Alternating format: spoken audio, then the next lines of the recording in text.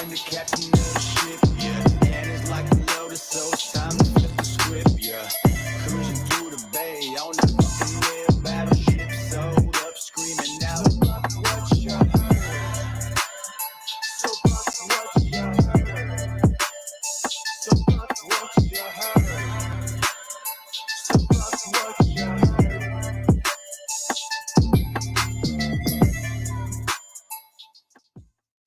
All right, welcome back to Buck What You Heard.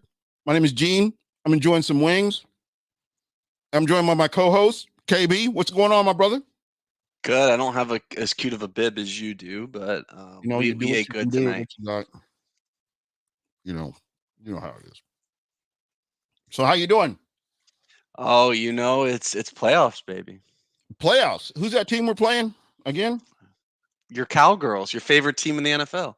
Hey, no name calling here, man. Jerry Jones, your favorite owner in NFL You history. you already know this though, right? But anyway, man, it's going to be a good game. I'm looking forward to it. Again, records are 0-0. We're in the playoffs. This isn't, regular season. You can say what you want to about the regular season or how it ended or what you liked or what you didn't like, but you're starting all over from scratch. You either win or you go home. So before we get into the playoff game on Monday night, I want to kind of get your thoughts on, I guess you don't know what you really took away from that game on Friday, on Sunday, because it was like a preseason game almost. Yeah, but I have issues with playing certain starters as much as they did. I kind of tip my hat off. I mean, I guess Mike Evans had an illness, but Tristan Wirfs didn't actually play. Anthony Nelson and JTS, I mean, they had to play out of necessity. And I think, considering the circumstances, they did a good job of at least limiting their reps a good bit. But Antoine Winfield Jr., you can't tell me you can't just throw a cornerback out there, just play cover three the entire time, and not risk his injury and playing him 100%. That part is what it is. I think if we play Yeah. the full game, I think we win it. But if anyone's, I know Gene's, it's your hated teams, but I mean, other than personal feelings, I don't understand how people can look at Sunday's game and be truly upset. It's one thing to just hate the Falcons, but to be actually upset at losing versus the Falcons for that particular game, I think we can all move on. Yeah, it's the football gods are smirking at me right now because the two teams I hate more than any other team in the NFL would be Atlanta and Dallas, and they're interchangeable with how much I dislike both of them. So,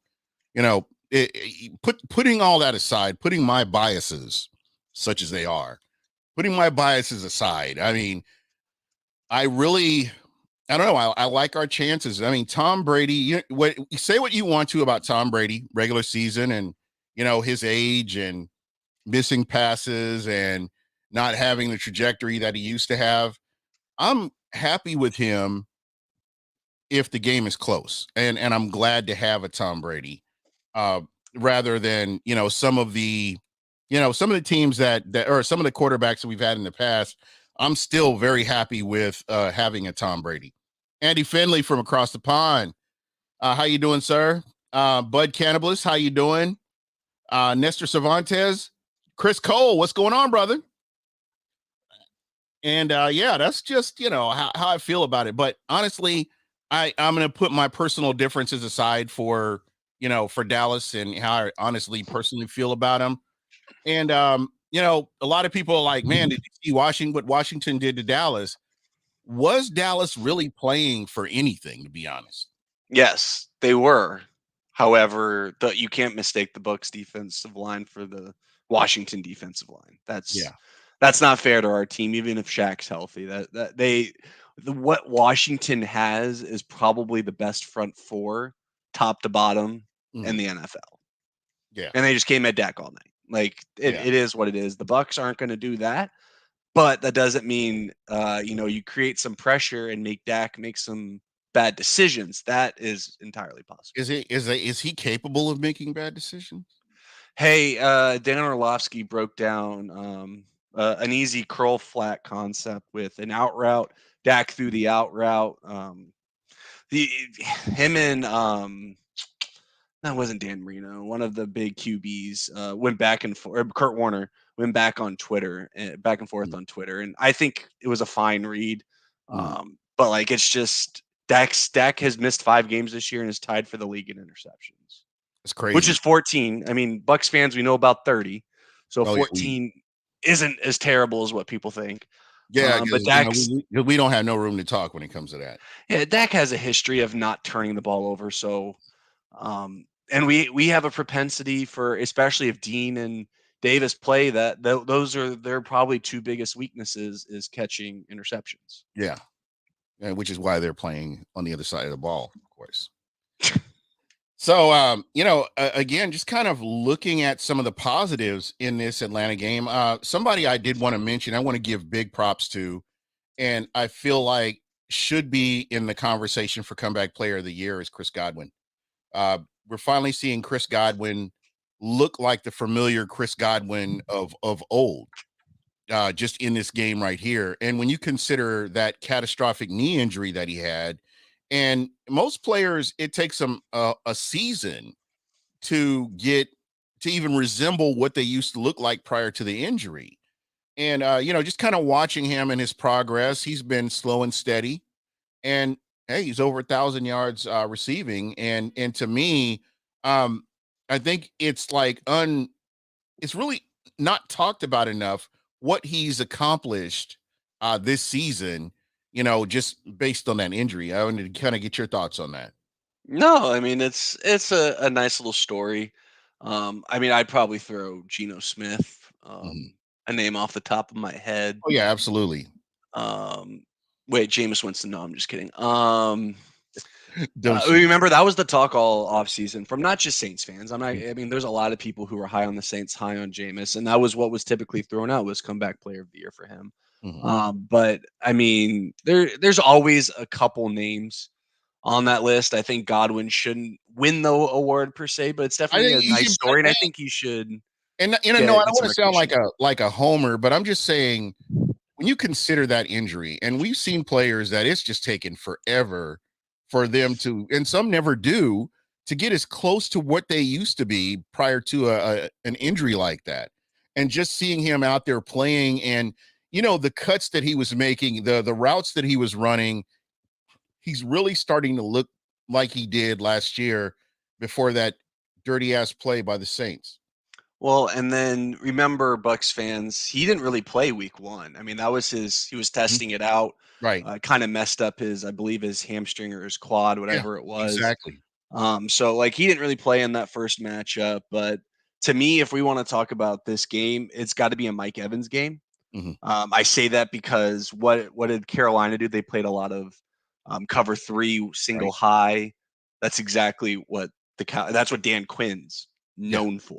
That's his MO right there. So Trayvon Diggs is either going to come up with a pick or two, or Mike Evans is going to have a big game for us to win this game. Yeah. Again, I go back to what I was talking about week 7. Um, the Bucks do not play like they have offensive weapons. And maybe I'm wrong about that. Do you maybe you see it different? Maybe you could talk me off the ledge here. But that's kind of what I've seen from them. I haven't seen anything consistent, building that identity or anything like that. It's just been kind of hit and miss. And you can't sit here and say, "Oh, we expect this from Tampa," and then when they play, you don't see it because it's just been so inconsistent all year long. You never know what you're getting from week to week. Gene, have you ever built a puzzle? Yeah, Like a 1,000 piece puzzle? yeah, stressful. So when you're building a puzzle with someone, you don't want to be with the person who starts at the middle, right?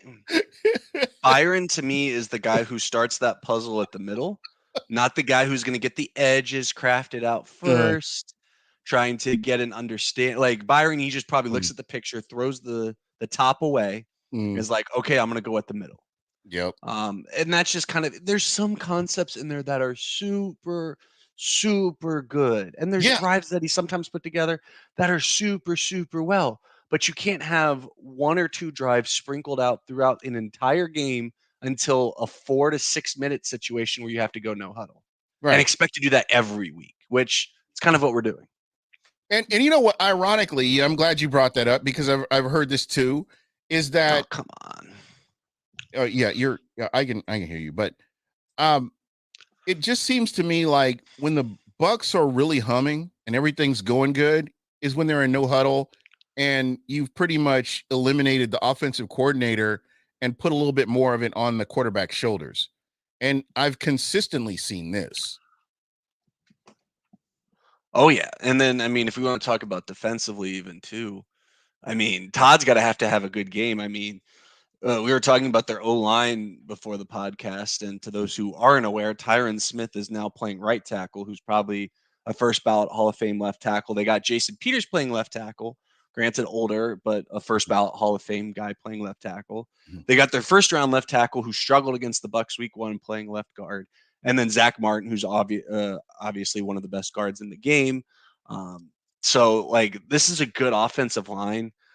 If we're gonna blitz, we got to get home. Mhm. CeeDee Lamb can be a real problem, especially if he's playing the slot, whether that's Antoine Winfield Jr. or Sean Murphy Bunting. Antoine Winfield Jr., whether that's health or whatever. DJ Moore took his lunch, you know, took his lunch, his mother's lunch money, Yep. and basically, And went in took the his food kitchen and made him stamps a too. sandwich. Yeah, saw that.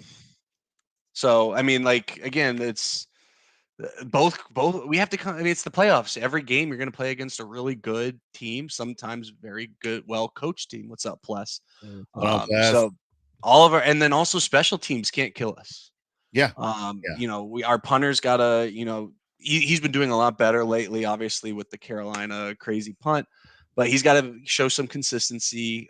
We can't throw suck up out there 50 plus, Right. but anything 49 in, he's just got to make. And then our coverage units don't allow something big against what's his name? Oh my goodness, Cavante Turpin. He fumbled last week, but that kid is for real. I think my thing is each one of these plays off on offense, it needs to be a premium play. It has to be something where you're getting something out of it. Uh, I feel like there have been so many wasted plays, wasted first downs, wasted and it's even second downs even, and then and a lot of predictability. So, to your point, I feel like they need to kind of step that up and take advantage of opportunities that they're given. Just because the defense has bailed this team out on countless occasions, and they haven't been rewarded with anything because of it. Plus, is Jensen going to play on Monday? No, I don't think he's going to play. I think they're going to roll with who they have. Hainsey and Leverett have been doing it all year, so I think they're going to go with them. I don't expect Jensen to be just not ready. If he had if he was able to play last week, then I would say maybe you have a chance, just because he need those reps, and you can't have him get tired mid game and then something bad happens. So. And if you are new to the show, let me introduce Michael Pless of Real Bucks Talk. This is a follower. This is a great follow, premium follower. I use the word premium again. It's my SAT word of the week here. But especially around draft time, is definitely a good follow. They do great film breakdown on a lot of these players, and they've really hit on a lot of players too. Just going back and looking at some of their draft films over the past couple of years. So. Again, at Real Bucks Talk on Twitter, and look for them Real Bucks Talk on YouTube. Yeah, much appreciated. Yeah, I mean, I'm excited. We made it to the playoffs. We're finally here. It's been a very stressful season, up and down, and a lot of it has what you guys been talking about on offense has been the main issue with the inconsistencies and really just getting in their own way. And I think the beauty of the playoffs is none of that matters. None of what you did last week, none of it. It just, you can throw it all out the window. 12-5 versus 8-9 doesn't matter. It's who can play the best on Monday night. And as a Bucs fan, when you look at the talent of this roster, most of it's going to be healthy. Yeah, obviously we wish Ryan Jensen could be in there, but I don't know if they make that switch just because of what has been going on with the offensive line, and obviously the offensive line has been playing better with the group that they have. So Do we know how serious the injury was to Hainsey? Any word?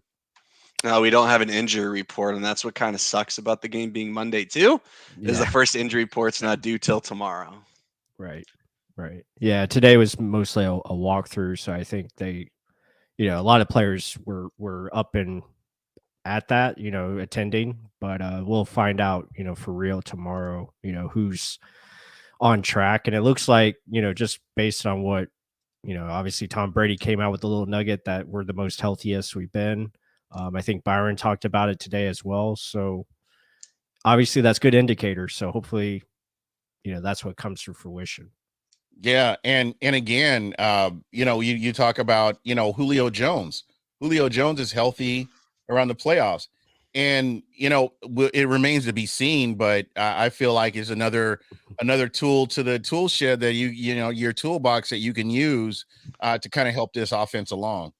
Arguably, his biggest play of the season came against the Falcons. Most explosive play, at least. Yeah, definitely. Or Falcons. Sorry, Cowboys. Right. Cowboys week 1. Yeah. Emily throwing shade there, but go ahead. Who do you have as a provider? Oh, me. I have AT&T. Oh. But we were on their like not their whatever their fiber. So like Fiber it made optics, sense. So it was kind of like okay, but it's weird though. It only messes up for StreamYard. I do sales calls every day, everyone, and I have 0 issues. So I think it's browser. just You're using StreamYard. Chrome, right, for your browser, right? Yeah, and then like I tried to meet Plus before Emily before the stream tonight. I even was going to go, hey, I was going to try it on my phone today. I was just talking with Gene. It did the same thing. I just go out for 5 or 10 seconds and I come back in. Yeah. Bud Cannibalist, I hope you weren't talking about AB. Please don't tell me you're talking about that clown, but the quitter. I'm sorry. No, EQ Shipley.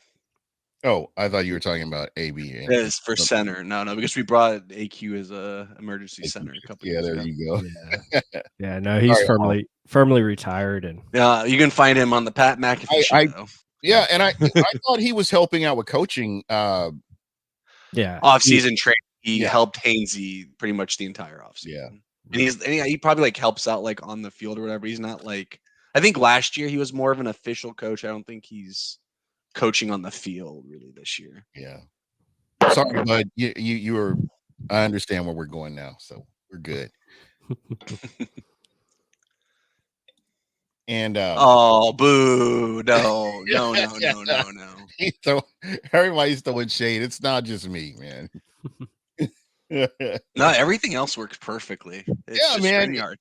Yeah, I don't understand what that is. It happened with Bob Rose. I was on he did StreamYard. I've done Zoom podcasts and have had no issues, but I guess it's just StreamYard because with Bob, I was like going out every like 10 seconds for a while there. Then it kind of evened out, but man. No, you're good, Ken. I mean, this is a big step up from where me and Gene were. Oh my god! Like 2016, our I've seen the vids. Yeah, our shows were like so bad. Up, and it was bad. It's so bad. I would go in and out. And like, what system did you guys use back then? Because I didn't know what kind of system. I think what was it? The we were using like Wirecast. Wirecast. And then they finally fixed everything. Right now, because like Wirecast is cool because you had links you sent out to people, and it's kind of like it's like all encapsulated. But yeah, man, it was bad. We just were like, it was horrible. It was a nightmare. We had people, oh man, I'm not watching your show anymore because you guys freeze all the time. We're here now. We've upgraded, so.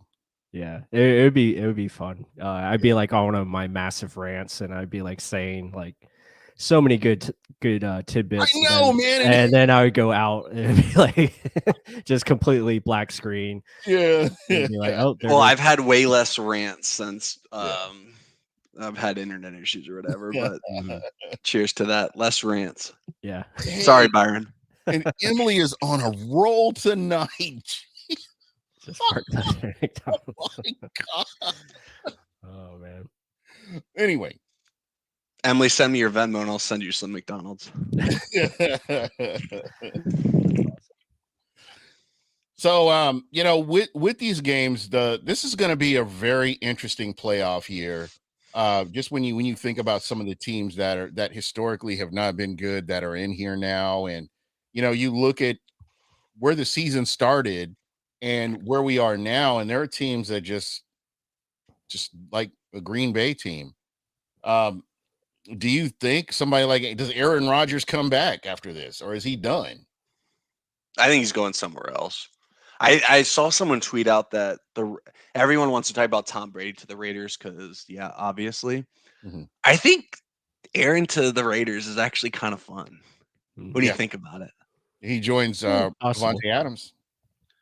Well, they had their passive aggressive thing this offseason, but I mean, if Devontae can't have Derek Carr, I mean, who else kind of throws him the That's one 50-50 hell of ball an better? upgrade right there. And then you have Darren Waller and Hunter Renfro. But yeah, I don't think Brady's going to Vegas, everyone. So I wouldn't. I would just wait till the offseason, enjoy the postseason. Yeah, You know Brady's going to take his time this offseason, so just don't rush to anything. Don't get into the speculation. You don't need to talk about Kyle Trask yet. I know we had some comments before Plus popped on.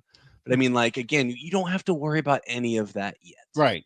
Exactly. Last season, everyone was off. This offseason, everyone was worried about it. You didn't have to deal with it. Exactly. And Let the reality hit you. Mm-hmm. exactly. So plus I asked the question to KB, but I'm going to ask you as well. What did you take away from this game, Bucks versus Atlanta, if anything that you can say that you've taken away from it? Good or bad?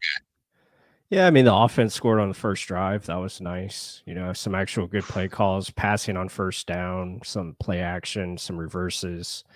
So I mean, I'm hoping that's like a sign of things to come. Hopefully, Byron keeps that aggressiveness, and we see that for this postseason. I'm hoping we're all praying that the switch is coming, and the real Bucks offense is going to show up on Monday night. Obviously, that's the hope, that's the dream, but it remains to be seen. That's for sure. But I mean, not much else you can take away from it. It was basically just go out there and your starters, when the starters were in, we were playing well. I think we scored 10 points and we were pretty much controlling the game. And obviously when they went out, then it was kind of downhill from there. But as long as no one really got hurt, obviously you had the Hainsey injury, but doesn't look to be major. I think it's a minor hamstring, so we should be okay there. And yeah, I mean, move on. There really wasn't much to play for. You're preparing for this postseason, and obviously this is it. This is where it's win or you're out. You're golfing. I mean, Luke with Decky's got to have a really good offseason because, man, he did not look good at right tackle, which is supposed to be where he is at least a little bit more comfortable. I didn't expect him to be perfect, obviously, but he did not look good at right tackle. Left guard still doesn't look natural to him. I'm hoping he has a really good offseason. But, yeah, I kind of handled defense plus handled offense. I mean, the one thing that was really fun, not really fun, but that occurred was Brady's offensive line at one point was Brandon Walton, Luke Kadecki, Nick Leverett, John Molchin, and Justin Skule. Mm-hmm. Yeah, made it work. That's how you ruin your season, is all I'm gonna say. yeah, it was a little dicey there, and good thing. Well, like Godwin had already gotten his yard, so why were Brady and Godwin playing that long? I just didn't. Like Antoine, I kind of understood at some point because they literally had no one. But like, I think they could have thrown Blaine in earlier. They could have had Rashad Perryman play a little bit more for Godwin, and then safety. I still don't understand how you can't just even throw someone at safety, any kind of corner. They had like Urban. They had someone they could have thrown at safety. Yeah, they could have played D. Delaney there, and go with roll the punches. But again, got to look at the coaching staff. This is the coaching staff, and they're not perfect. That's what they do. don't risk it because we want to keep our biscuits, kind of thing. Yeah. So that's basically kind of what we're looking at here. Mm-hmm.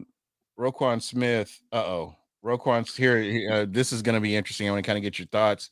I can tell you right now, no, would be my answer, but Roquan Smith, new contract set the standard. If White has a good postseason performance with another ring, that gives him great leverage. His body of work, it just, it just was not consistent. I mean, he improved, but he is who he is, and we can all agree on this. And tell me if I'm wrong. I expected another jump from Devin White, and we just kind of saw him plateau, and it's been hit and miss. And there have been times where he's reverted back to old habits, and then he has a great game, and then he kind of goes back. There's just not that level of consistency. I don't know how you can command a max contract, playing that style of play. The Bucs are going to give him $100 million, Gene. Yeah. I think there's two things that people can take home to the bank. Is that, it's the market, but also Light loves him some Devin White. They'll figure out how to structure it cap wise. But Tristan Wirfs is going to get $100 million. Devin White's going to get $100 million. And Antoine Winfield Jr. is probably going to get like Minka money. I think you can take those three players home to the bank. Because that's the Bucs' really young nucleus right now, because Evans is almost at 30. Godwin's locked up. So let me ask you this. Is this your nucleus for the future? This is who you can sprinkle players in here and build around what you have here. I mean, you signed Vita for a long term, and then you look at some of these other players. Is this kind of what this Bucs team, the mainstays will look like moving forward, or could potentially moving forward? Yeah, I think you have a good group in here. And like Ken said, I mean, Devin's not going to go anywhere. I think he's played better in the second half of the season. Ever since that Ravens game, he's turned it around. Yeah, he's played a lot much cleaner, better overall. Just better in coverage. That's his issue is in coverage, and he's done a lot better. Obviously, when blitzing, I mean, his agent already has his sack numbers already lined up. Oh yeah. Yeah. Sack numbers pay money even if it's a middle linebacker. They don't. Yeah, even they're sexy. Don't get me wrong, but I guess in the grand scheme of things, they're. But when a player puts up 100 tackles, 8 sacks, and like he's recovered a couple fumbles, he's been right place, right time, and all that. He hasn't really forced many that I can think of, and he obviously doesn't get many interceptions, but he still has the turnover numbers, and he's got sack numbers and tackle numbers. That's my linebackers. And I think something that we have to factor in too has been the where the game is, what the score of the game is, and how the defense is being called because of what the score is. They're not up. They can't go hunting for the quarterback. They have to play a different style of defense, just at certain times of the season.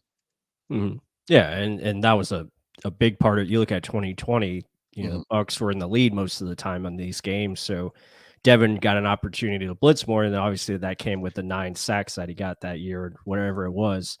And it allowed, those guys to make more plays. Levante, same thing.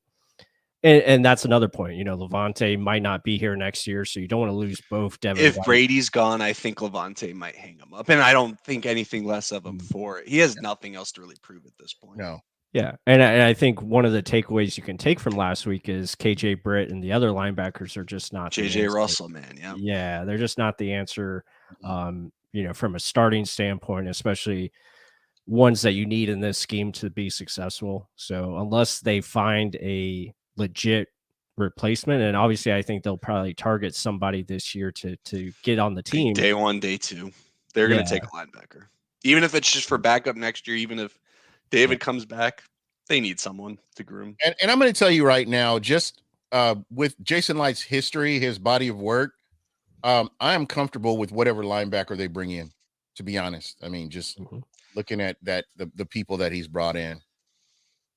Yeah, it's a spot that he, obviously knows what to look for, especially when it comes to, aggressive linebackers. But you look at, the last couple, Did Light draft Quan? Sorry to interrupt. Yeah. No, you're good. He did. Yeah. Okay, never mind. Quan. I was trying to think of who else he had because he didn't get David, so that's why I was curious. Sorry, keep going. No, you're good. Yeah, he drafted Quan Alexander. He got Kendall Beckwith, who unfortunately got injured. He was on his way to being a solid. So LSU, you're up next. Yeah. Yeah. So whoever's at LSU coming in and, out of the draft is probably going to be targeted. So look for those names. Yeah. And I think we've all been spoiled by Levante David for so many years, and just the intangibles and just how he plays the game and his approach to the game. This is a guy that I would love to see him in the Ring of Honor. I mean, to be honest, um, just the way he's done business, and what he's meant to this team every year, even the bad years, what he's meant to this team. And I can't stress that enough about him. The only thing about the Ring of Honor is, though, they're like, at least in Raymond James, they're gonna lose. Like, they don't have that many spots left. Right. They'll open it up. They'll find a way. So, I mean, just curious, and we'll kind of get back to playoff football, but just kind of keep this in the back of your head. Who would you like to see next into the Ring of Honor besides Ricky Bell, or maybe? That's a good question. I think, trying to think, Hardy Nickerson is deserving. Rondé's in there, right? Yeah, James Wilder. Yeah, there's another one, James Wilder. Yeah, I really, I think Simeon Rice is another. King Cook throws Simeon Rice out there.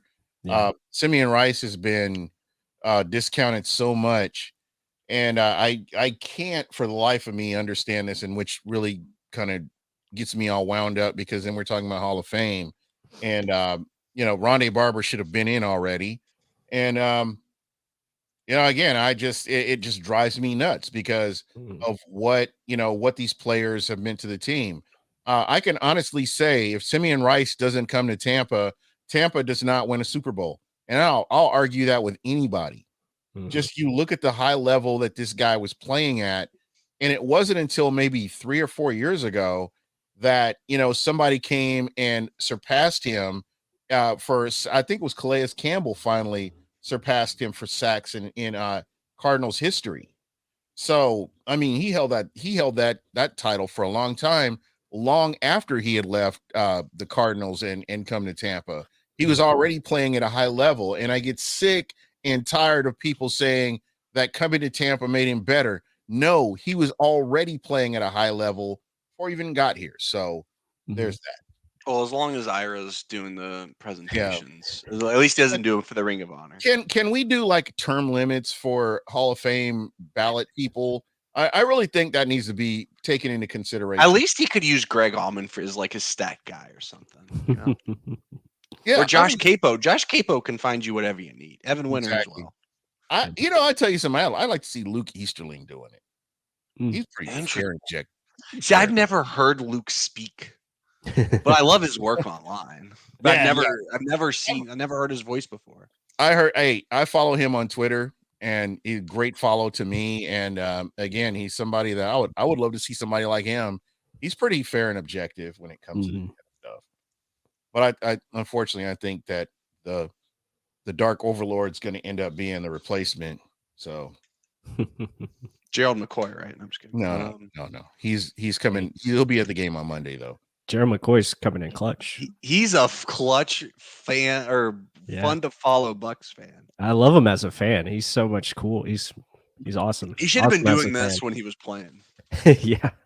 Nah, there was too many people on his head while he was playing. And it was great though, because he was like live tweeting and like super excited during the Panthers game, where obviously when he left this regime, or they chose Sue over him. I mean, he went on Skip Bayless show and was just yeah. Don't even get me started on that. But my point is, though, you would think, given his history, that he'd have some kind of beef, or maybe that's the game that he's quiet at the very least. But no, he was all gung ho Bucs. Yeah. So maybe he didn't enjoy his time in Carolina. Yeah. So I guess that wasn't that much. Gene Deckerhoff for the ring. That's not a bad one. I like that. Yeah. I could roll with that. This is his last year, right? Yeah. I met him in Germany. That makes a lot of sense. I could see him I could see him going in next year. Well, they obviously have. I mean, they don't want to put James Wilder in anytime soon. I mean, they speedboated Bruce Arians, or speed golf carted, Bruce Arians to the front of that line. They had to replace Gruden. So yeah, I like Gene Deckerhoff. I think that would be a great win. James Wilder, I'm good with James Wilder. Simeon Rice, Kiffin. Kiffin's in. Yeah. Oh, Monty is in. Okay, good. Yeah, he's in there. Yeah. I'm trying to think who else. You see, all of these players have gone in like ever since I like moved to like, or when I was in college, obviously in like Pennsylvania, and then the most recent ones have been in North Carolina. So like, I feel like I've missed a lot of the Ring of Honor initiations. I would love to see. I actually would love to see Gene Deckerhoff in there. Wait, John Green was up there. Is Tony Dungy in? Yeah, Dungy's in there. Yeah, Dungy's in there. Okay, good. Yeah. Sorry again. That's probably my one thing of like Bucs history I literally can't even think of as Ring of Honor people. Yeah, there you go. I think Dungy's in there. So He should be. I'm trying to think. Yeah. So, well, anyway, let's we can circle back to this later on. Yeah, Tony's in there.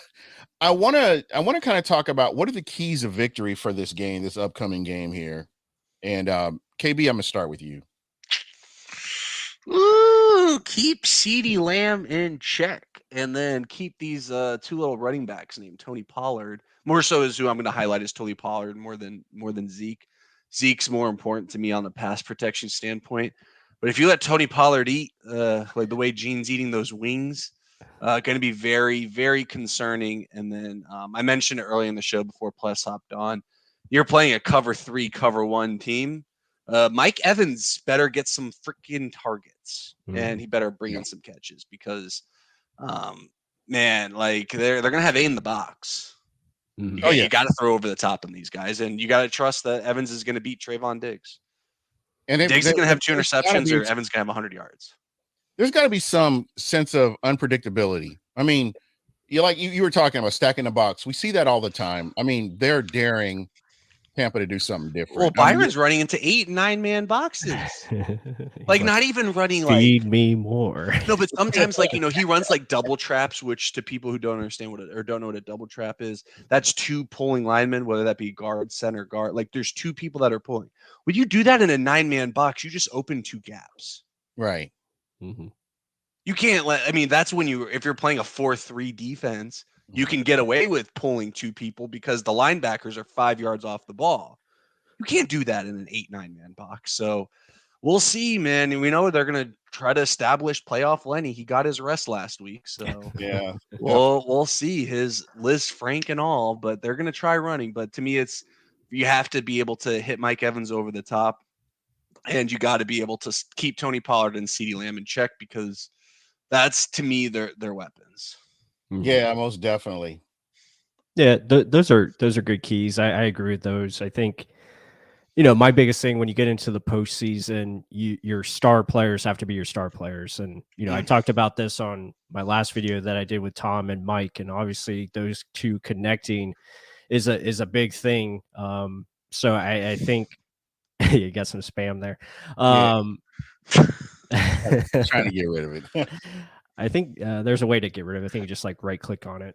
But yeah, I think, the star players have to be your star players. So when Mike Evans is getting those one-on-ones or getting those matchups, you got to look for him and try to get him involved and obviously find a way to, make those big plays. And I think that's something that has been missing from this offense all year is the big play capability and obviously connecting on those set plays and just being consistent. And hopefully Byron stays out of the game a little bit, a lot, hopefully a lot. Yeah, and just get out of his own way. Yeah, just let Tom operate, let these guys operate and let them do what they do best. And that's go make plays and don't try to get too cute or too fancy. Just understand that you have the better team, you have the better roster, go out and play like it. Yeah. And I think play selection, I think plus we've talked about this before, and KB, you've mentioned this before. We've seen times, inopportune times where plays are called. And it's like, what's getting ready to come. It shouldn't come, but it's getting ready to come. And, just kind of switching things up a little bit. And that's kind of where I struggle mightily with the coaching staff is just the way they call the game.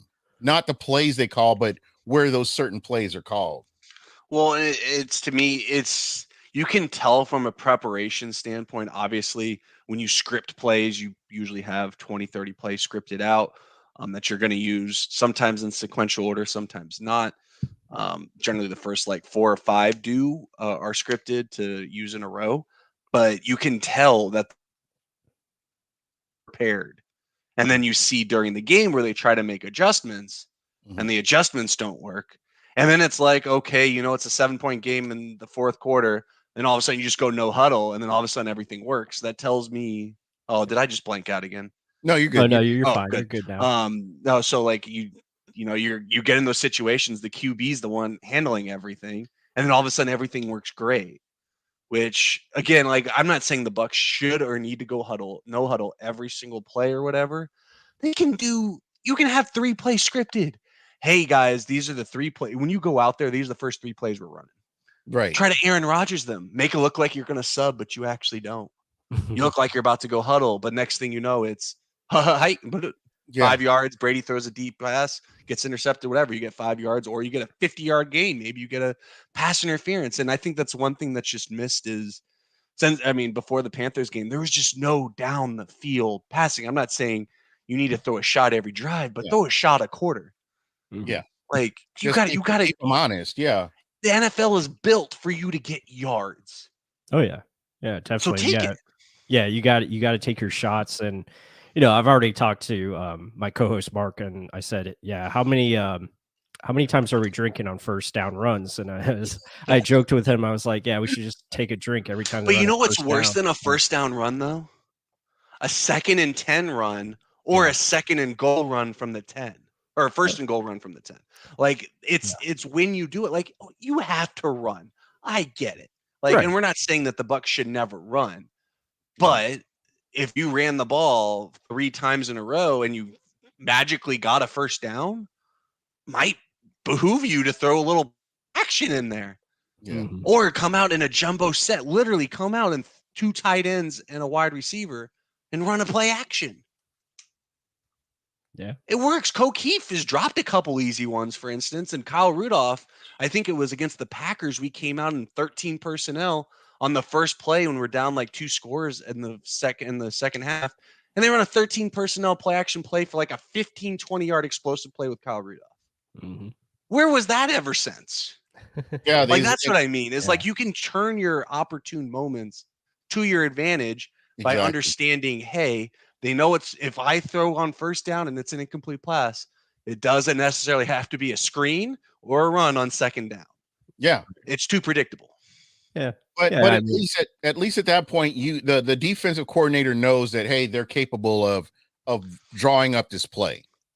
I don't know. And part of my issues with Todd Bowles is I don't want Todd Bowles in the offensive meetings giving game plan advice, but I think he's probably a little too hands off in this category because if Byron isn't getting done, maybe whoever the pass game coordinator is probably should have a little bit more say in something. Or maybe if Harold Goodwin is the run game coordinator and it's not working out, hey, maybe Goody and I, me being Todd Bowles, should go look at something like, hey, what are we missing? I think that's just been missing because it's just the same shit, just repackaged and given to you as a Christmas gift. Yeah, and kind of going back to Tom Brady, I know that he's been somewhat inconsistent at times. Is this have anything to do with rhythm, the rhythm of the game? Because I've seen him like when he's in that 2-minute drill, he's cooking. I got one for you. So what were Kyle Trask first? Kyle Trask has been on the bench for 3 fucking quarters, right? He comes in the game, and what are his first 2 passes? 2 tight window throws. And then he gets an easy slant to Scotty Miller on 3rd and 10, gets 8 yards. We have to punt. Why couldn't that slant play been the first play? Like that's how I'm not saying like, QBs, I'm not saying you have to every single drive have to create a rhythm, but the first drive of a game, a defense is playing on their heels. Right. Todd Bowles is a fantastic defensive coordinator. Where do the Bucs give up the most points? First drive of the freaking game. Yeah. Take advantage of it. They're going to play off. They're going to give you a little bit more space because they're trying to figure out what the hell you're doing. Hit a slant. Get 2nd and 3. Make your life easier. Yeah, especially with guys like Mike Evans and Chris Godwin, and utilize those guys to their strengths, where you can put them outside and isolate or find a way to isolate them, and yeah, get those easy completions. Call a first down screen if that's what you want to do as far as running the football. Use the pass to run the ball and be a little bit more manageable with your second down. And that's another thing. Like, don't try to play for third down. You can get a first down on first down, and Yeah. and that's the biggest thing where I saw some of that in the Mhm. Carolina Panthers game, where they were being aggressive on first down. They were throwing the ball more in neutral situations and attacking the defense and how they should attack them, and trying to score early and often. And that's the biggest thing. Like, that's what I was proud of against Atlanta, even though Atlanta is not a good football team, but you came out, you scored on the first drive, and then you had another good drive, but Godwin fumbles. So it's like, that stuff has to be cleaned up, Right. obviously. But at least they were moving the football. They were showing signs of being aggressive. And especially against Carolina, that was like, just finding ways where they were moving the football, even though they didn't necessarily score early in that first half. They scored late, where they got 10 points late in the second quarter, but the process was a lot better, and the process continued to improve throughout the game. And obviously that led to more points down the stretch. Again, it's not perfect, but you can see there's signs of life there. And with the pass protection improving, Tom Brady understanding he has more time to throw the football, you can make more more reads, more progressions downfield, and obviously that opens up the big plays. And that's Yeah. something that they have to have against Dallas. Yeah. And I haven't really talked much about defense against Dallas's offense, because defensively I'm not really too concerned. It's Especially when they're healthy up front, Yeah. at least as right, well. right. Like, It's we know just the linebackers will be fine. You got I their starting trust corners. I trust the defense more, especially on that side of the coaching side of it. And I know the defense will make adjustments. They always do.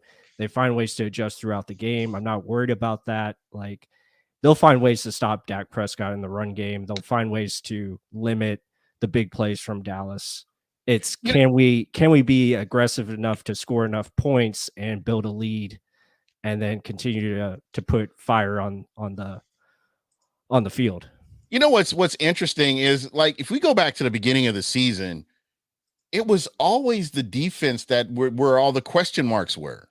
It was, I mean, we were all like, oh, okay, we know what you have on offense. You've got, Cove I mean, Key, we you've thought we got, Mike Evans, you've brought in Julio Jones, Russell Gage has been brought in. You know what you have on offense, but the question is where, I'm not sure about defense. I never would have imagined, looking at that personnel and thinking about last season, almost, only losing to the potential Super Bowl champions at that time. And then you look at where this team is right now, and it's just like you've got all these question marks about the offense, because you don't know what it's really going to look like once the lights are on and the game starts. So Gene, are again, you a Madden player? I'm actually boycotting Madden ever Gene, since the what if I took you and placed you into the tournament with the best 10 Madden players in the NFL and Xbox or whatever? How do you think you'd do? I get smoked like a Cohiba. That's kind of how our offense is you can have the perfect scheme. You can buy all of the ebooks online, from all the top players, but the user has to be able to understand it and be able to applicate it and Mhm. then teach people on what the process is. And there's whatever you want to say, there's at the very least a disconnect. Yeah. And honestly, man, yeah, I'm seeing that. You kind of see that in the chat. A lot of people feel the same way. We kind of need to change our thought process, because this is the least excited I've seen a fan base going into the playoffs. Because think about it. What is your favorite ESPN network, Fox Sports 1? What do you think they're talking about? I mean, hate Skip Bayless all we want, but he brought a lot of Cowboys love to like those networks. So when people are casually like, there's so many people I work with. They have Good Morning Football, First Take, Undisputed. That's their lineup when they're working in the background. So Yeah. like if you're a Bucks fan, all they're talking about is basically it's whether or not the Cowboys are going to win or lose. It's not whether the Bucs are going to win this game. Yeah. Are the Cowboys going to win or lose? And if if the Bucs win, then it's going to be like, well, what did the Cowboys do wrong?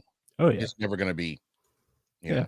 And they started off with Cowboys versus Brady, and I think that only motivates the Bucs defense even more. Just hearing that, like, they're not talking about this Bucs defense, and a defense that has been very good, especially when healthy. It's been one of the top defenses in the league, and I think with Dak Prescott struggling the way he has, and I like our matchups with their receivers. I think we can find ways to bracket CeeDee Lamb and obviously match up well with Gallup and whoever they else have. Dalton Schultz. I think he's the red zone target we have to look out for. Yeah, no doubt about it. That guy is dangerous.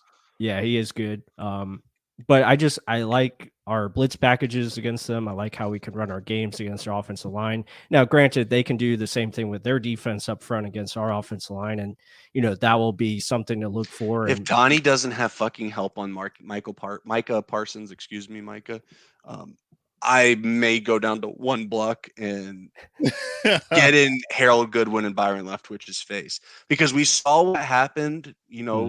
Parsons destroyed Donnie on a couple reps week 1, and what did they do? They left Brandon Walton on a freaking island. No, it was Josh Wells. They left him on a freaking island, and he got sacks on back-to-back plays. Yeah. Mm-hmm.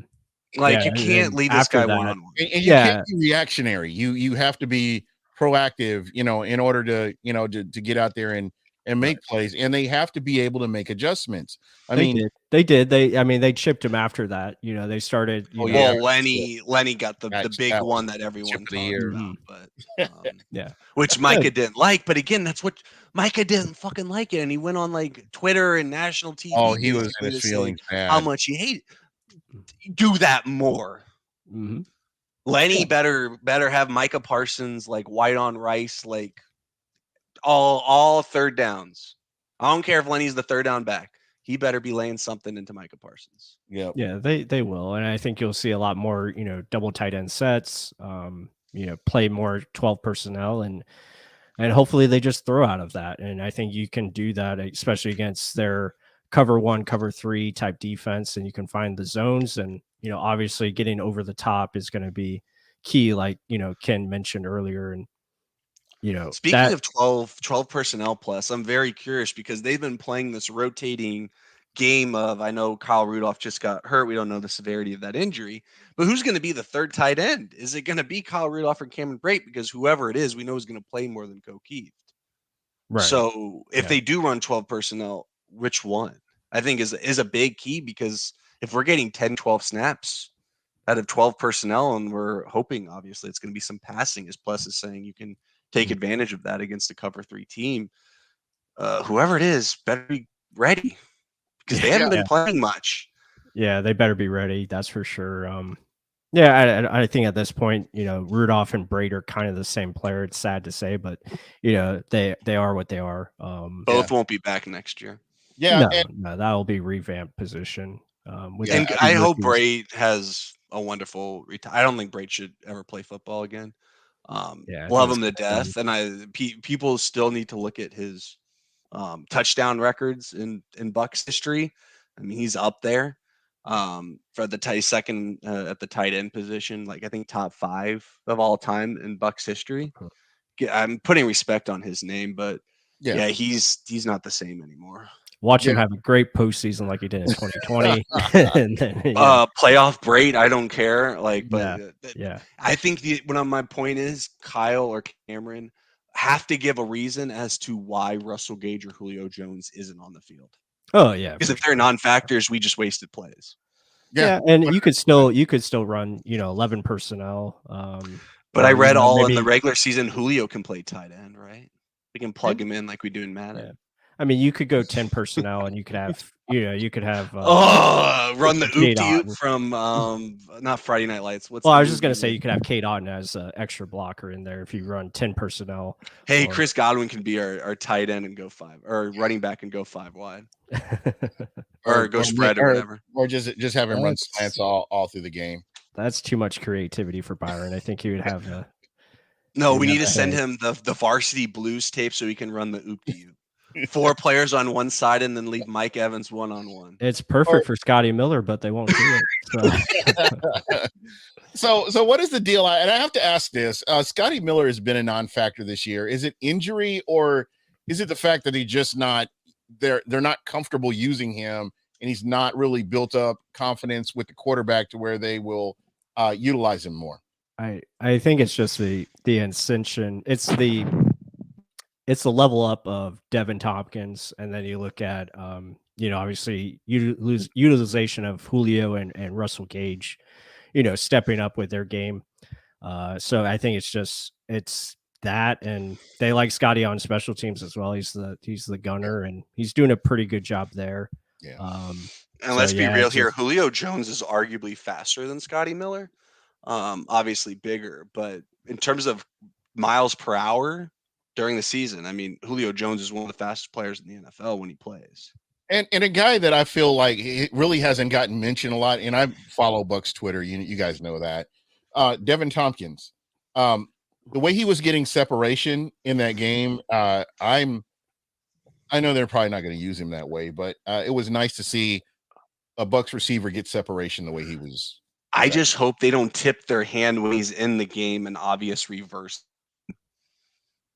Yeah, I think obvious situation. Like I noticed when he goes in, usually it's a run play, and that's something you don't want to show and have tendency. So hopefully when he does come in, it's hopefully a passing situation, or you kind of mix it up a little bit more than you have. I know I'd love to see him on a couple of go routes. Yeah, I would like to see it. Yeah, definitely against this team they're facing. It's a good opportunity, especially when he goes in. I notice he goes in a lot for Mike Evans when Evans needs a breather. So which is what Scotty Miller used to do. So that might be a tip off that Devin may have supplanted Scotty in the wide receiver rotation. Is Scotty? I mean, I think he has he lost speed, or I'm trying to understand. I guess it's a want to. So when you're Scotty Miller's size, like you have to be able to do the nuanced things to create separation. So if he's running a go route, he's got to win off the line of scrimmage and not let any kind of physical, because like when he plays against Marshawn and the Saints, they just push him around like he's nothing. Yeah. And what he was doing well in 2020 was he was using his body and his hands a little bit better, which allowed him to, if he was running a go, to create that separation. Right. Or B, he also changed speeds. He wasn't just a one-speed guy. So watch that play against the Raiders. Watch that play against Green Bay. He's kind of going slow into that. I'm doing hand motion, so bear with me. He's going slow into the sideline, and then he cuts up field right on the sideline, and that's when he's hitting his top speed. Like Rasul Douglas or whoever it was, I forgot which cornerback for the Packers, like couldn't keep up with him. Yeah, Kevin King. Thank you, King. Like for instance, like you had the matchup, you knew there was a speed advantage, but he like Kevin King never touched him. Yeah, and he was able to create 5 yards of separate. Like teams just know if you put a hand on Scotty Miller, he's done. Yeah, and that's where a lot of his success this year, like the Rams drive, for instance, they were playing off coverage and he just ran an out route. Yep, or he just ran a slant route. That's his success this year, is because there has been no physicality involved in his routes. And then I look at the struggles that he has, and some of the struggles, like Bud Cannabis was talking about, the dramatic catches where he's jumping jumping man. Yeah, he's jumping in the air. Like, I don't know if he's trying to get on ESPN or if that's just, I don't know, a nervous twitch or what it is, but there are plays where if he doesn't jump and he runs through his route, he's smoking the guy that's going on him. But have you ever played, like anyone who's ever learned the game of baseball when they're a kid, they're taught to not run. Like, if there's a fly ball, you don't run with your arm already out. That makes you run slower. Essentially, kind of same idea for Miller. Like it's timing. It's about timing. It's also about knowing what I think honestly, and I know I've given Byron a lot of heat this year, but I think there's a lot of attention that's given to the wide receivers and having to know, hey, I break off my route against this coverage. I think sometimes our receivers don't know what the hell coverage is on. I think that's obvious. If you look at Brady's throws, sometimes even two, one of them's wrong. Yeah, let's just be real. And usually it's not the quarterback. As much as I hate bringing up the quitter, the guy ran precise routes. And I think that kind of bled down to some of your other wide receivers and how they were running routes. This year, I've seen people round off their routes. They're not running the crisp routes that they should, and they're not running through. There have been a couple of times. I think honestly, Mike Evans should have at least 1,600 yards just on plays where he's rounded off his route, stopped short, and didn't run through, and in just that overall miscommunication between him and the quarterback, where I think that he's left a lot of yards on the field just because of his route running. Well, think about it. He just catches those 2 that were called back from penalties, those 2 touchdowns. Jeez, that's he has 1,300 yards. Yeah, almost. that's easily. Mhm. And even if he plays the Atlanta game, so like that's the thing. Like Mike Evans, it's so crazy. Is like he makes it look so like, or at least we as a team make it look so hard to get those types of yards. Yeah. Because Godwin will just sneeze 80 yards, 1,000 yards, or 80 catches, 1,000 yards. And you're But sitting here Mike's doing that with like watching half the game, catches. and you're like, wait a minute, he's almost got 100. He's got almost 100 yards. I mean, what's going on here? You know, Well, that's what Mike Evans does. He gets 30, 30, and then 150, 30, 30, 200, 30, 30, like 160. Like that's the Mike Evans, Byron Leftwich show. Mike's a big play guy. He's always been, he averages over, 15 yards a catch. So for his career. So yeah, he's one of the best. And yeah, to Gene's point, yeah, the offense, it's been a mess. And that's why I started off the show. Hey, it's a new season. None of this stuff that has happened doesn't matter anymore. Now it's time to play your best football. Yeah. And can the Bucs do that for 4 quarters? Can they finally put a complete game together? Can they do it? And now's the time. Yeah, now's the time to go out there and leave it all on the line and play your best football and hopefully get a run going that could be magical ending, hopefully. Yeah, absolutely. I'm right there with you guys. All right. Well, God, we've been talking over an hour. That's crazy. Here we are. I want to get your final thoughts. Just it could be anything. We look at some of the coaching changes, GM changes. There are definitely going to be a bunch of teams in the NFL this upcoming season that won't look like they did the year before. So just overall, let me get your thoughts going into the weekend. And I'll start with you, KB. All right. Final thoughts going into the weekend. I got 49ers over Seahawks. I got I got Chargers over Jaguars. I got Bills over Dolphins. I got Vikings over Giants. I have Bengals over Ravens. And I'm not going to pick the last game. Yeah, me either. I think for the most part, these are very one-sided matchups. The Bucs game to me is the most even matchup that we have. I just hope that we come up with a good scheme and players execute. That's all we can really hope for. We know that if we just do that, offense is going to score 30. Defense, they're going to hold them to 3s instead of 7s more often than not. That's the name of the game. Hopefully the offense can just score 30 plus every single game. Defense just buckle down the red zone. We know they're going to give up yards, and also it's the NFL. You're going to have to give up yards at some point. There you go. No, that was well said. I am looking forward to the postseason, and it's exciting. I actually do like the Monday night game for us, just because we can sit back and enjoy the rest of the games, and then ours being the last one. It makes it exciting. I'm excited that. Yeah, there you go. Well, he's on a rage tonight, hero. That's awesome. I think that's it. I think Tom should break into his house. That may bring some good juju. Yeah, last time he did that. Yeah, that's true. I won a Super Bowl. But no, I'm looking forward to Monday night. It's gonna be a lot of fun. I'm excited to be at the stadium. It's gonna be a great atmosphere.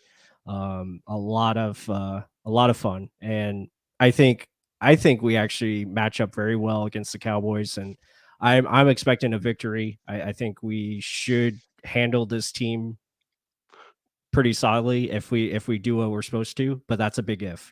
Do we play the right way as far as attacking and being aggressive on first down, doing all the right things from a mindset and a play calling, standpoint, that remains to be seen. That's the biggest question mark. But again, hey, it's a new season. It's a new year, and new things can happen. So hopefully, that takes place. But the rest of the games, I'm looking for some upsets. I think there's always one upset or two upsets in the wild card round, and I think we see that again this year. All right. I'm pulling an audible right now because as much as this is playoff season, this is also Gasparilla season, which is my season. And I do I've want still to, never gone. bro, hey, that's blasphemous. So Well, I can't go now. I'm not traveling with yeah, the puppy, so you can't yeah. convince me otherwise this No year. way that's happening. I want to give a shout out to the Mystic crew of Santa Margarita, my crew. I will be part of Gasparilla this year for the kids parade as well as the day parade. It's going to be a lot of fun. We are doing a raffle, or the crew of Santa Margarita is doing a raffle for 2 tickets to actually be in the day parade with the crew, throwing out beads, and it's going to be a lot of fun. And if you are interested, make sure you DM me or hit me up on Twitter. DM me on Twitter, and I'll be happy to get you the link so you can get signed up. The closing date is the 22nd of January. So, we still have a little bit of time, but if it's something you're interested, local folks, maybe you're coming to Tampa for Gasparilla and you've got this fly costume that you want to wear and you want to be in the parade, we can definitely get you in that raffle. It's definitely for a good cause. And, I'm glad I'm able to kind of share that information with everybody. I'm looking forward to it as well as the playoffs, but this is just kind of a little bit added to it. So, from the 20th to the 29th, I will be in Tampa. You can link up with me. We'll hang out. Definitely going to Wild Oak for barbecue in Seminole Heights to get some of their barbecue. And I'll be hanging out with friends, hanging out with my man Pless. And, Yes, sir. who knows where you'll see me. So definitely this You'll time of find the year. Gene and Ebor in the same bars that Channing Tatum used to work at in his youth. But you won't see me in Coyote Ugly. No, that's just too Magic much. Gene. That's too much of a cliche there. You won't see me there. So, but Man. yeah, all joking aside, man, I'm looking forward to this playoff season. I think it's going to be a lot of fun. There have been a lot of teams that have made adjustments and made changes and put themselves in a position to be in the playoffs. So you never know what's going to happen, and you can kind of tell that based on my Pick'em league, which I was at the bottom of the barrel, by the way, just FYI. But Gene, here's the thing though that we all just need to remember, and I know the three of us will agree on this. There's only two things you need to do in this game of football. Is to not beat yourself. So we know Bucs issues this season are more so Bucs beating Bucs. And the second is to just score more points than the other team. Yeah. Just do those two things. Where have I heard And you that? win. Have you ever heard of a team beat themselves and win a game? No. So just don't beat yourself. Exactly. That's what it comes down to. Yep. It's a simple game. Again, it's the slate is clean and it's 0-0 for everybody. And the Bucs have a chance to do something kind of special here. So here we go. But anyway, guys, thank you so much, everybody in the chat. I appreciate you. And I hope to see you guys here on Wednesday. We'll be doing this again. Hopefully I can get Pless back on here. Of course, my guy, KB, will be on here. We'll be doing our thing. Emily, thanks, Emily. That's greatly appreciated. Everyone hit that like button. Emily does a great job in Tampa. Thank you so much. Put Emily in the ring of honor.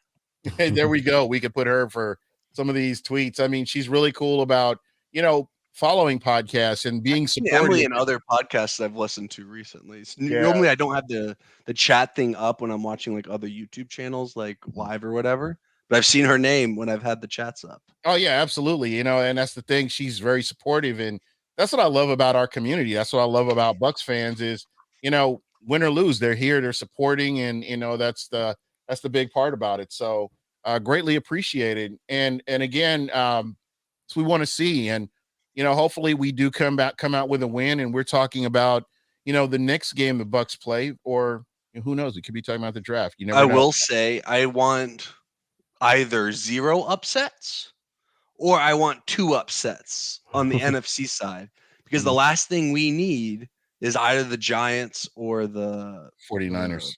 the Giants or the Seahawks to win. The Giants, and who's the other one? Seahawks. No, if let's say only Giants or the Seahawks win, for instance, or Giants win, for instance, we play the 49ers round 2. That scares me. Yeah. Oh, I froze. Don't be scared. I stink. I froze. Am I No, back? you're fine. You're fine. I was You're saying fine, I don't want just the Giants to be the upset, because I don't want to see the 49ers. Hey, I mean, we got But to if- see them regardless. Let's No, but get if there's 2 upsets though, if the Giants and the Seahawks. then the Seahawks win, we play the Giants at home. Right. I could work with that. So either I want to play the Eagles or I want to play the Giants. I don't want to see them. I mean, if we're facing the 49ers, I mean, we're gotta face them if you want to get to where you want to go. So, or you can avoid them. yeah, you could obviously upsets, and I mean, I think there will be upsets. So, But when you think about 2020 and the path the Bucs took to get to the Super Bowl and the teams they beat that were supposed to be these, juggernauts, and there were some teams that were like, oh, the Bucs are going to lose here. Oh, wait a minute, the Bucs are going to lose here. And then when you get to Green Bay, oh, the Bucs are going to lose here. And it just kept on going. So you want to know what's crazy? Because in 2020, Tom Brady, I mean, obviously we're favored against the Redskins, or they were the Redskins, or they're the football team at the time. yeah, the Generals. And then Generals. last year we were favored against the what's the Eagles. name before, against the Eagles before the Rams game. Yeah. This go through, Tom Brady and the Bucs are going to be underdogs every single game, no matter what. Because let's be real, the AFC, it's going to be the Bills, Chiefs, or Bengals, and I think anyone in the right mind, including Bucs fans, should be able to admit that those 3 should be favored. Yeah. And then, we're probably going to face either the Eagles or the 49ers, most likely. I don't think we'll play the Giants. But if we play the Giants, then we'd obviously have I think we should be favorites, but I really believe the Bills are super hungry right now, just based on that game last year. I think they're bro, give me a Chiefs Bills neutral site freaking game.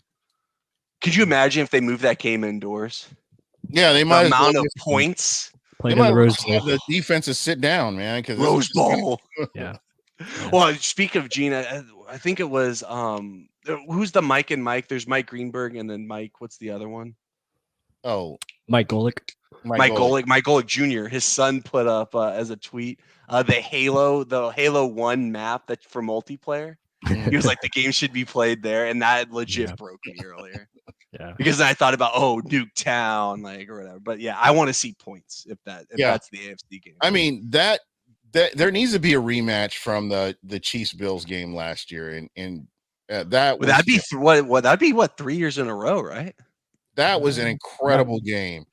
I mean, just if you cut out the first 3 quarters and just kind of, I would say maybe the last 8 minutes, last 5 was just last 5 minutes was just insane. Mm-hmm. Yeah, so crazy game. Yeah. Bud Cannibalist is saying that the Bengals will be in the Super Bowl. Oh, and by the way, I cannot stress this enough. I would never have known about my guy Joe Burrow had it not been for KB. Bro, you know what Joe Burrow said when he was asked what the Bengals window was, Gene? You know what his answer was? What was the answer? My career. This man, Gene. Oh, he just dropped him on the table, didn't he? He said, "Oh, buddy." And like, on the table. If the Bucs could have a quarterback, that's the guy I want. I know, I love that guy. Just his. And just think though, his torn ACL was probably the best thing that ever happened to him because he got his boy Jamar. Yeah, that's true. Well, think about the 49ers. Jimmy Garoppolo's ACL is why they got Nick Bosa. Yeah. So I don't know, and who knows where Garoppolo ends up next year? So it's gonna Miami. I got it. Oh, I like that. I like that. You know where I like Jimmy? Atlanta, Gene. Ooh, that. A lot of picks. I like it. Yeah. But I think Miami makes sense. I mean, you get a running back and you get another running back in there. I think, I don't know. No, they could go after this Brady guy. So what happens with Tua Tagovailoa? I mean, do they move on from him? Nah, he'd have to retire. I think with the head injuries that this guy has, Yeah, I it's mean, not that good. really needs to be in a conversation. He's gonna play. I think Tua's gonna at least try to get that first contract or second contract, excuse me. So he goes big money and then he goes out, right? Well, like you got to play a year or two on it, but to those who don't know about Tua, I mean, like, if you learn more about Tua and his background, especially his upbringing, the way his parents, not just his father, his mother too, the way that they like invested, I just feel like there's no way he's gonna hang him up unless he seriously has neurological issues. Bro, That are gonna prevent him from playing. there has to be something serious that's going on. They've pretty much shut him down for the season. I've talked to people who've had half a dozen concussions before, and like, they 10 years later they like feel it, sure, but like, when there's millions on the table, When you're freaking convulsing on the field, I mean, come on, the guy. yeah, but you don't know. Like, for instance, Tua doesn't have a flashy life outside of football. He's not like. I don't know if Tua's had a girlfriend. Like, all I know is he has very strict parents that held him to a pretty high freaking standard. Okay.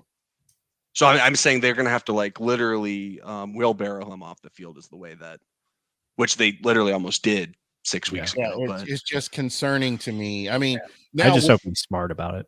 Yeah, exactly, and I hope that they do the right precaution, like the NFL with Justin. If he gets another concussion, like he should be talking to a neurologist like every damn week. Yeah, get tested. Yep. Yeah, and with the injury that we saw with Buffalo, I mean, to me, it drives home the points that these guys are human beings.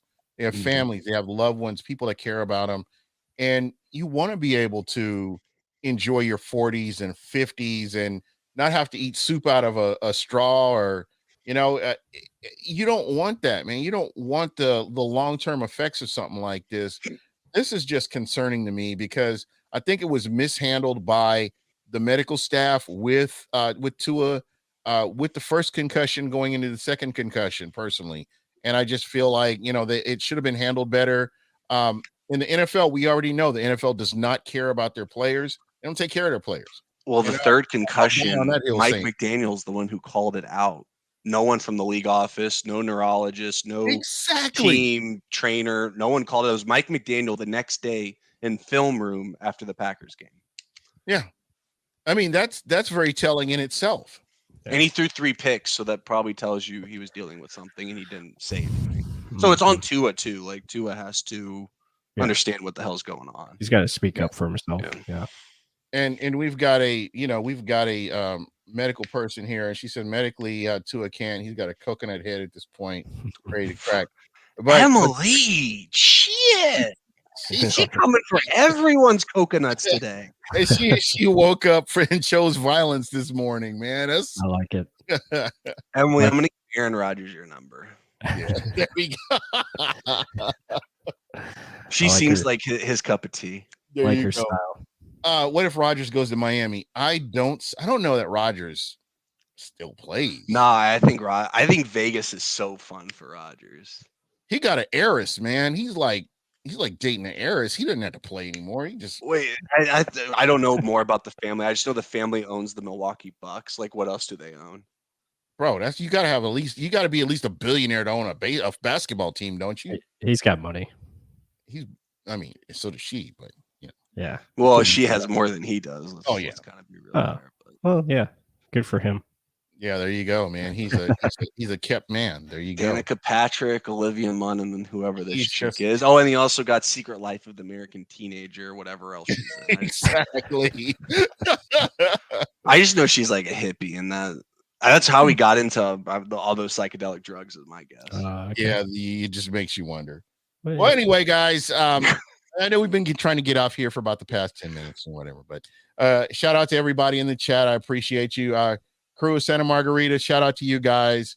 Clever Lamar. Sponsor Gene. Get him free alcohol. It's his dream. It's on and popping, man. But kids parade, no alcohol. We'll have my granddaughter be out there hanging out, so it's gonna be a lot of fun. But anyway, guys, we're out of here. I'll let everybody get back to their evening. Thank you for checking us out. We will be doing this again next week, win or lose. So come back and check us out. But Enjoy it's yourself. better when we don't lose. Yeah. Cross your fingers. Yeah. Anyway, we're out. Peace.